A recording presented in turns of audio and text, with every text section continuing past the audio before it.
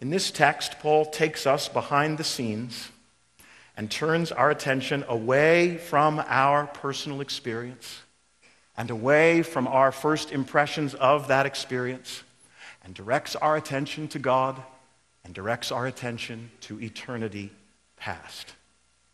Directs our attention to eternity past. He directs our attention to divine election. He directs our attention to sovereign grace. Inspired by the Spirit, Paul wants all first impressions to be informed and indeed transformed by this biblical, eternal perspective. This here, verse 4, is really the most succinct description of your conversion, my conversion. Sovereign grace.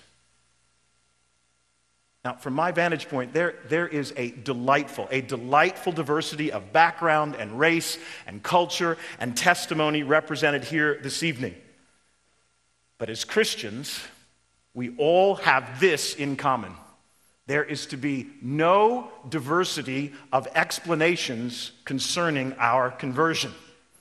The origin of your conversion, the explanation for every conversion present here or throughout church history is sovereign grace. Sovereign grace. Now, let me just acknowledge from the outset that we are swimming around tonight in the deep end of the theological pool. And there is no standing up. There is no standing up in this end of the pool. I am in way over my head tonight. You are in way over your head tonight. We're in the deep end. At the mere mention of this topic, any introduction to this topic, we immediately bump into mystery. Immediately. Sovereign grace, divine election, divine selection. You bump immediately into mystery.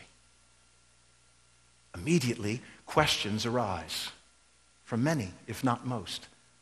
How do I reconcile divine sovereignty with human responsibility? How? How do I reconcile divine sovereignty with human responsibility?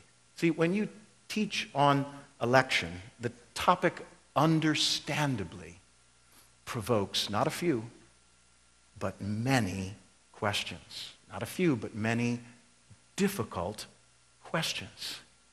Now, I want you to be informed. I want you to be aware from the outset. I will not be able to eliminate an element of mystery from this topic this evening. I will not be able to perform that kind of magic for you this evening. And I trust that no one present here expects me to resolve all your questions about the apparent contradiction between divine sovereignty and human responsibility. The smartest minds in church history have been unable to do so, and before you stands a mere high school graduate, and even that should be investigated.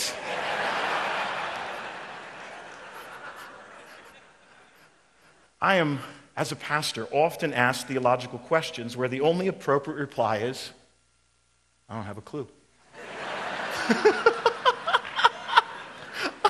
I find myself regularly saying, I don't know.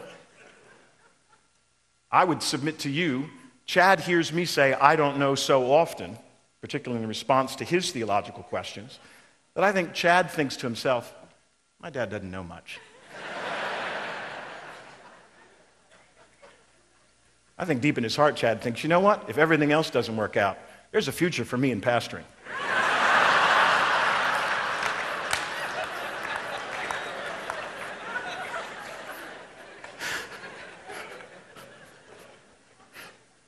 And I know this can be frustrating for church members. I am very aware of that. Church members sincerely ask questions with an expectation that we will provide them answers.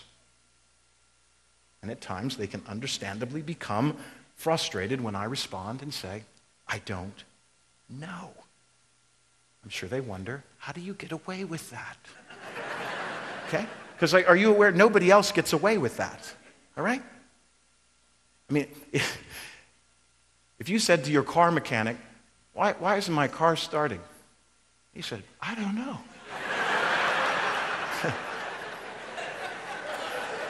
It's a mystery, okay? You're not buying into that.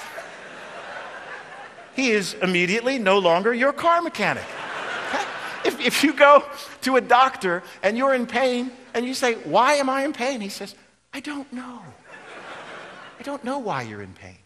Well, that's unacceptable. He's supposed to know. You come with expectations, he will know. He must know. If he doesn't know, you will find another doctor. I'm so glad God's people do not relate to pastors in a similar way. Because all too often, I simply don't know. Listen, get comfortable with hearing your pastor say, I don't know, and get comfortable with mystery.